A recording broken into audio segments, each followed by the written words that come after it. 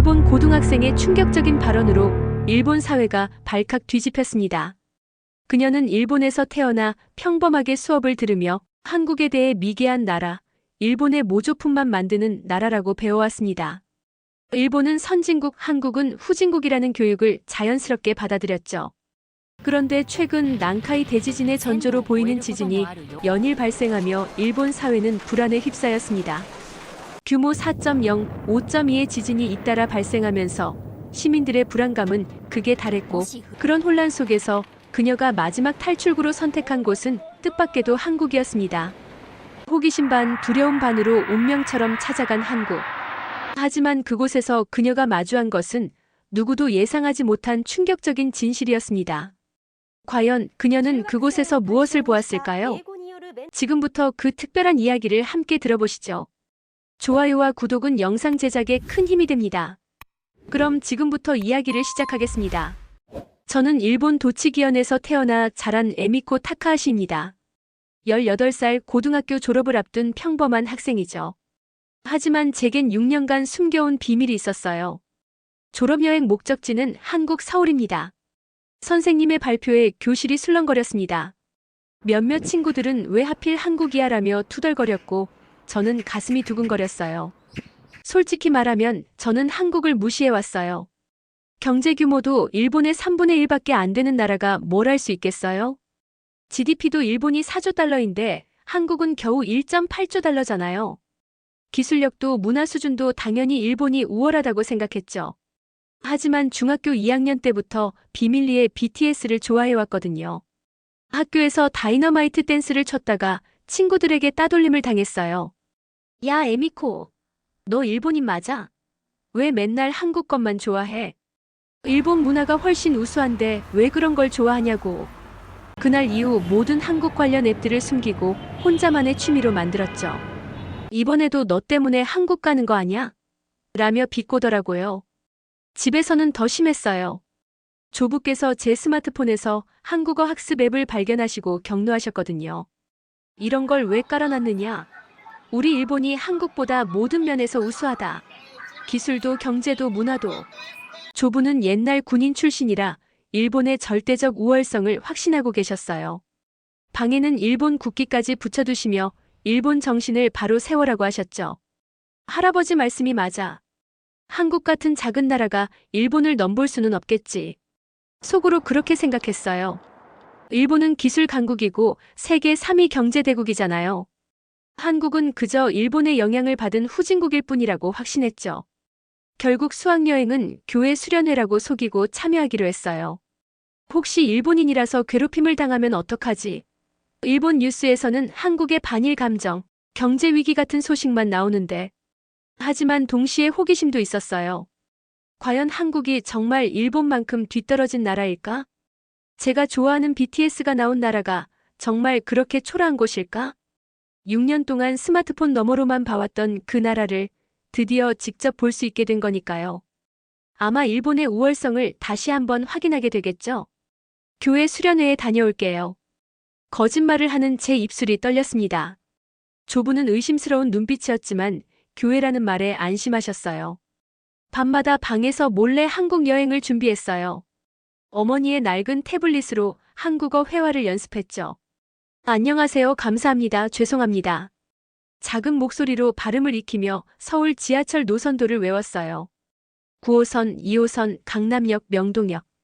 복잡한 노선도를 보며 역시 도쿄만큼 복잡하지는 않네라고 생각했죠. 한국 역사도 찾아봤어요. 조선왕조 500년 일제강점기, 한국전쟁. 하지만 일본 사이트에서는 일본이 조선을 근대화시켜준 은인이라고 나와 있더라고요. 그런데 검색할수록 이상한 기분이 들었어요. 일본 언론에서는 한국을 기술 후진국, 경제 불안정, 사회 갈등 심화라고 묘사했는데 제가 본 한국 영상들은 완전 달랐거든요. 뭔가 이상해. 일본 언론이 거짓말하는 건 아니겠지? 깨끗한 거리, 현대적인 건물들, 질서정연한 사람들. 마치 일본보다 더 발달된 것처럼 보이는 영상들이 많았어요. 며칠 후 예상치 못한 일이 벌어졌어요. 어머니가 제 태블릿 화면을 보신 거예요. 한국어 학습 사이트가 켜져 있었죠. 에미코야. 사실은 말이야. 어머니가 제 옆에 앉으시며 목소리를 낮추셨어요.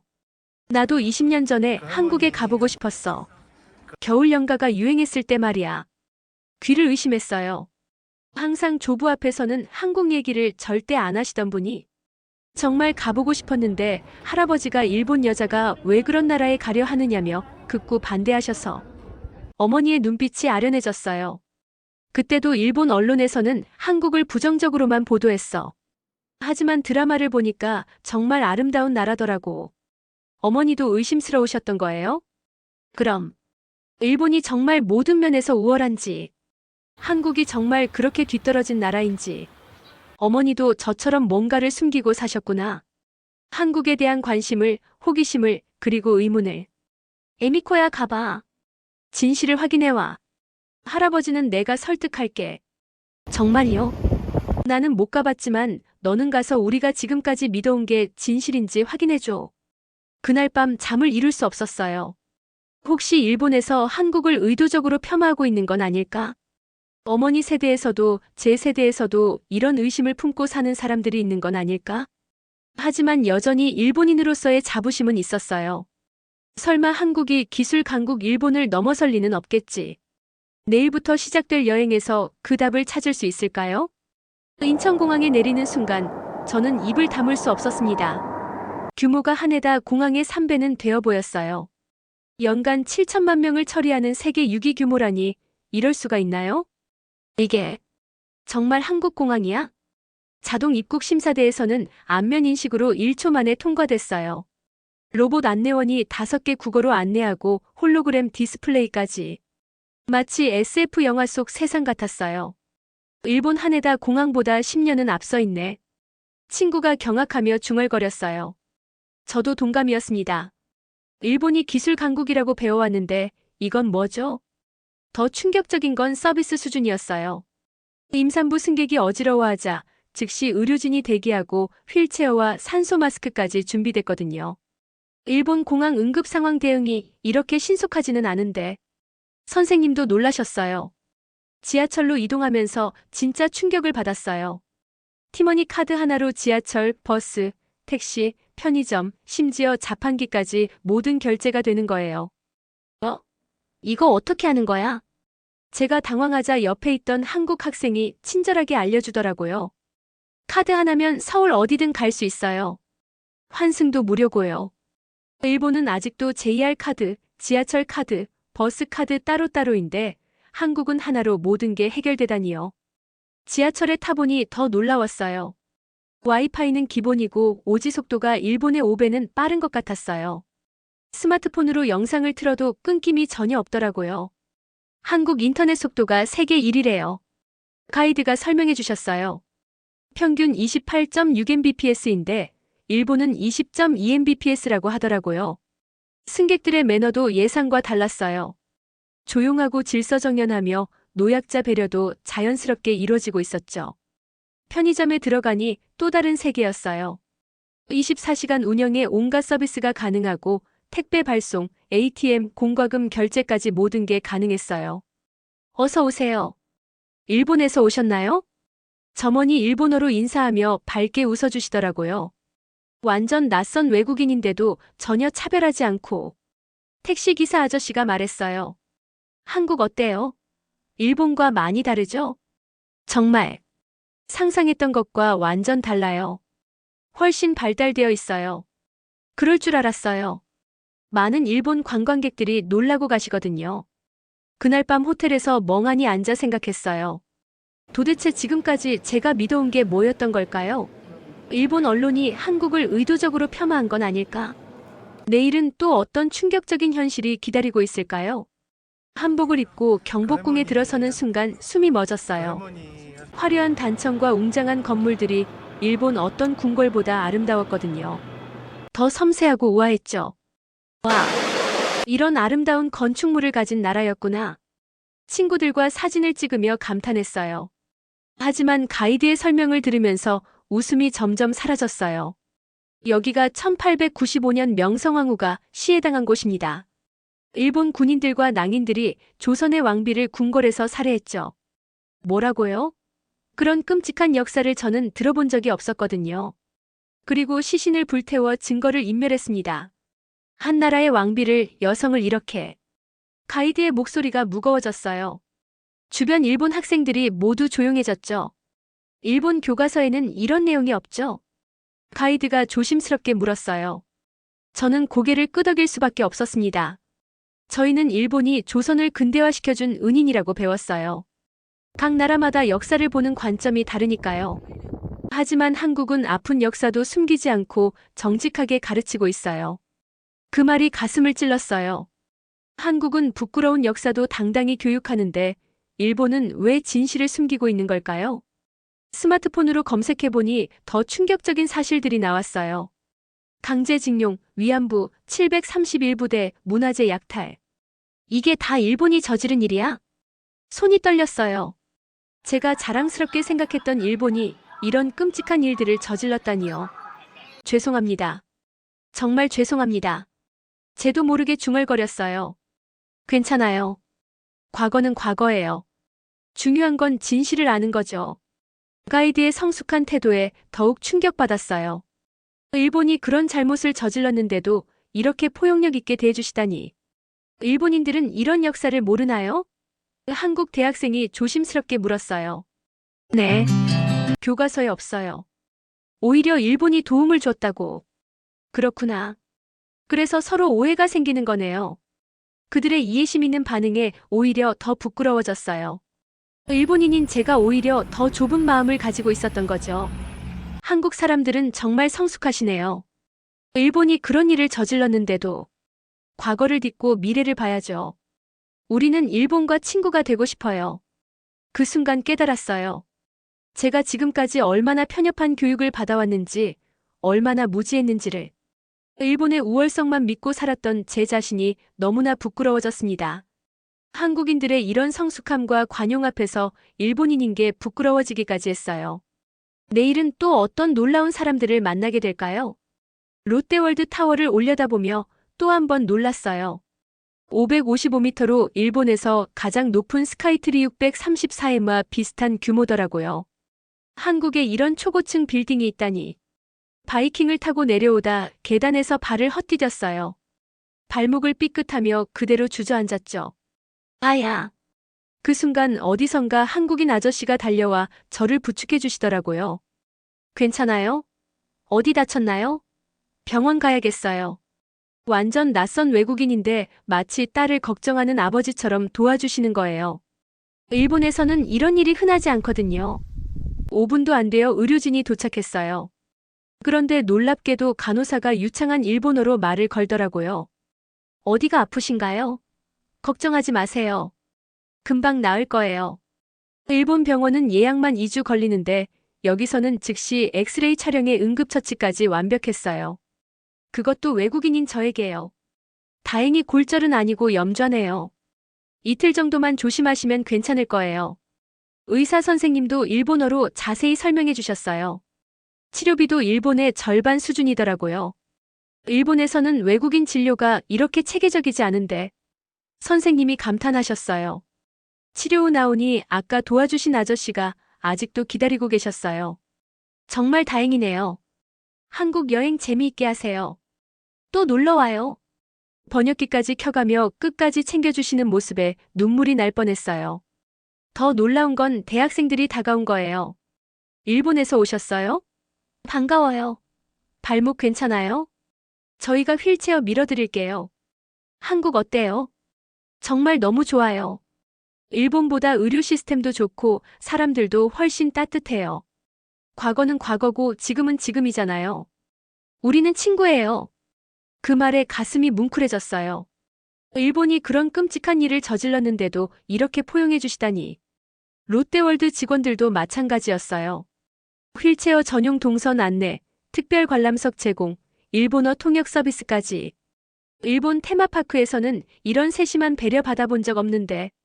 친구가 중얼거렸어요. 저도 동감이었어요.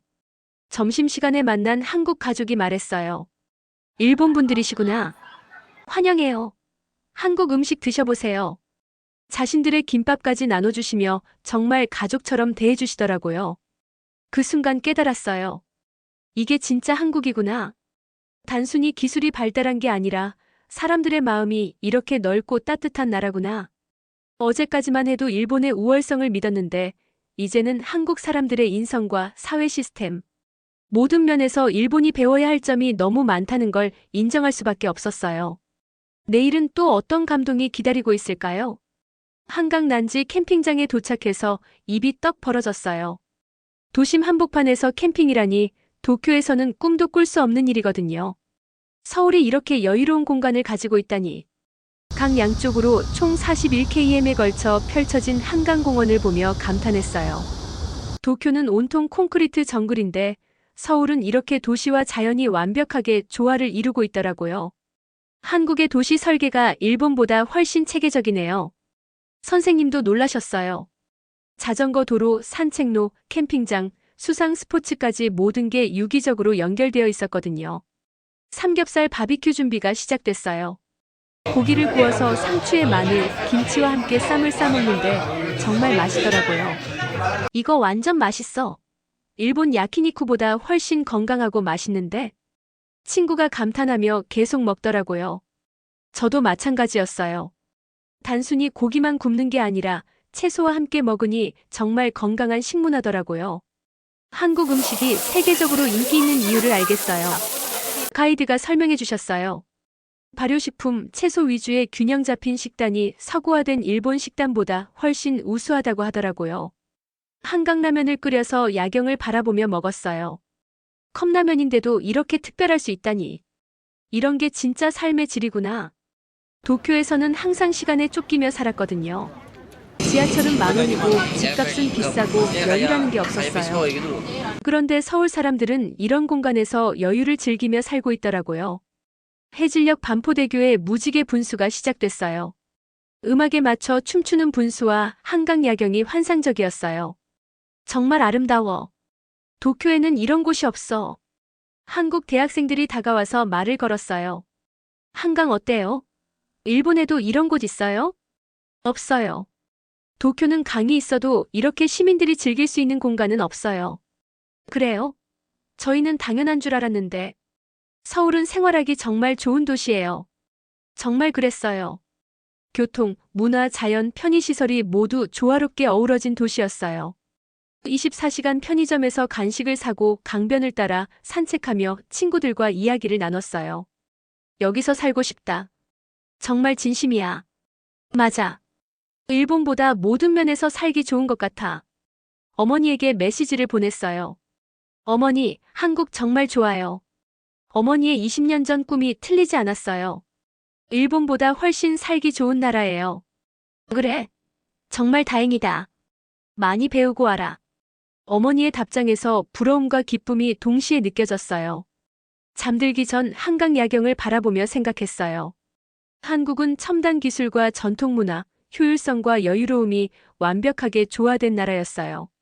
일본이 배워야 할 점이 너무 많았죠. 내일은 마지막 날인데 또 어떤 놀라운 발견이 있을까요? 마지막 날 명동에서 자유시간을 가졌어요. 지하철에서 임산부가 타자 20대 남성이 즉시 자리를 양보하더라고요. 자연스럽고 당연하다는 듯이요. 일본에서는 젊은 남성들이 자리 양보 잘 안 하는데 한국은 정말 시민의식이 높네. 친구가 감탄했어요. 저도 같은 생각이었어요. 서울 지하철 총 연장이 327km라고 하는데 도쿄 지하철은 195km더라고요. 규모도 크고 더 깨끗하고 체계적이었어요. 카페에서 일본인인 줄 알고도 직원이 정말 친절하게 일본어로 응대해 주셨어요. 한국어 잘하시네요. 한국 여행 어때요? 정말 너무 좋아요. 일본보다 모든 면에서 10년은 앞서 있는 것 같아요. 진심을 담아 대답했어요. 정말 그랬거든요. 편의점에서도 놀라웠어요. 24시간 모든 서비스가 가능하고 장애인을 위한 점자 안내, 저상버스 100% 도입류. 일본은 아직도 60% 수준인데 한국은 완전히 다른 차원이더라고요. 한국이 베리어 프리 사회 구축에서 일본보다 훨씬 앞서 있네요. 선생님이 감탄하셨어요. 조부에게 전화를 드렸어요. 더 이상 숨길 필요가 없다고 생각했거든요. 할아버지, 저 한국에 와 있어요. 뭐라고? 한국은 할아버지가 말씀하신 것과 완전 달라요. 일본보다 훨씬 발달되어 있어요. 그럴 리가. 정말 그런가? 네. 기술력은 오지 속도가 일본의 5배고 사회 시스템은 모든 면에서 일본을 뛰어넘어요. 그리고 지진도 없어서 정말 안전해요. 잠시 침묵이 흘렀어요. 지진이 없다고? 그럼 정말 살기 편하겠구나. 네. 그리고 가장 놀라운 건 일본이 과거에 저지른 잘못에도 불구하고 한국 사람들이 우리를 가족처럼 대해줘요. 그런가? 처음으로 조부가 한국에 대해 긍정적인 반응을 보이셨어요. 할아버지, 일본 언론이 한국을 잘못 알리고 있는 것 같아요. 한국은 정말 대단한 나라예요. 창밖의 서울 야경을 바라보며 정리해봤어요. 기술력, 사회 시스템, 시민의식, 문화 수준, 모든 면에서 한국이 일본을 앞서고 있었어요. 다음 생에는 한국인으로 태어나고 싶다. 정말 진심이었어요. 이런 발달된 사회에서 이런 성숙한 사람들과 함께 살고 싶다고 생각했죠. 한국은 단순히 경제적으로만 성장한 게 아니었어요. 과거의 아픈 역사를 딛고 일어나 전 세계에 K-컬처를 전파하고 포용력 있는 사회를 만들어낸 정말 위대한 나라였거든요. 지금까지 일본이 최고라고 믿어왔는데 그건 제가 우물 안개구리였기 때문이었어요. 한국은 일본이 따라가야 할 롤모델이었죠. 일본 사람들이 이 진실을 알면 어떨까? 마지막 밤 새로운 꿈이 생겼어요. 이 감동적인 경험을, 한국의 진짜 모습을 일본에 알리고 싶다는 꿈이요. 일본으로 돌아온 지 일주일이 지났어요. 학교에서 친구들이 물어봤을 때 더 이상 숨기지 않았어요. 한국 어땠어? 정말 좋았어. 일본이 배워야 할 점이 너무 많은 나라야. 당당하게 말했습니다. 몇몇 친구들은 의외라는 표정이었지만 저는 상관없었어요. 진짜? 뭐가 그렇게 좋았는데? 기술력은 일본을 뛰어넘고 사회 시스템은 10년 앞서 있어. 그리고 무엇보다 일본이 과거에 저지른 잘못에도 불구하고 우리를 진짜 가족처럼 대해줘. 구체적인 사례들을 들려주자 친구들의 반응이 달라지기 시작했어요. 너 완전 달라졌네. 한국에서 뭘 본 거야? 진실을 봤어. 일본 언론이 거짓말을 하고 있었다는 걸. 집에서는 어머니와 함께 BTS 노래를 당당하게 틀어놨어요. 이제 숨길 이유가 없었거든요.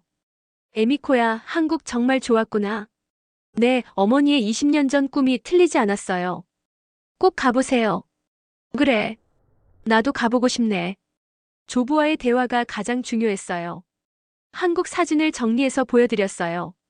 할아버지, 한국 사진 보실래요? 조부가 의외로 관심을 보이셨어요. 여기가 경복궁이에요. 일본 어떤 궁궐보다 웅장하고 아름다워요. 그래. 정말 멋지네. 이건 인천공항이에요. 세계 6위 규모로 하네다보다 3배 커요. 이렇게 큰가? 이건 한강이에요. 도심 한복판에서 캠핑을 할 수 있어요. 도쿄에는 이런 곳이 없죠? 조부의 표정이 점점 부드러워지는 게 보였어요. 그리고 할아버지, 가장 놀라운 건 한국 사람들의 마음이에요. 마음. 일본이 과거에 저지른 잘못을 알면서도 저희를 이렇게 따뜻하게 대해주셨어요. 정말 성숙한 민족이에요. 조부가 한참 생각하시더니 말씀하셨어요. 그래. 그런 마음을 가진 사람들이라면 좋은 사람들이겠구나. 마지막에 가장 중요한 말을 했어요. 할아버지, 저는 앞으로 두 나라 사이에 다리가 되고 싶어요. 한국어를 더 열심히 공부해서 한국 대학교에 유학을 가고 나중에는 외교관이 되어 한일 관계 개선에 기여하고 싶어요. 다리? 네. 일본 사람들이 한국의 진짜 모습을 알 수 있도록, 그리고 두 나라가 진정한 친구가 될 수 있도록 돕고 싶어요. 조부가 고개를 끄덕이셨어요. 그것도 좋은 꿈이구나. 할아버지가 응원해주겠다. 그 순간 정말 기뻤어요. 조부의 마음도 열리고 계시는 것 같았거든요. 편견 속에 살았던 저 외면 속에 살아온 한국.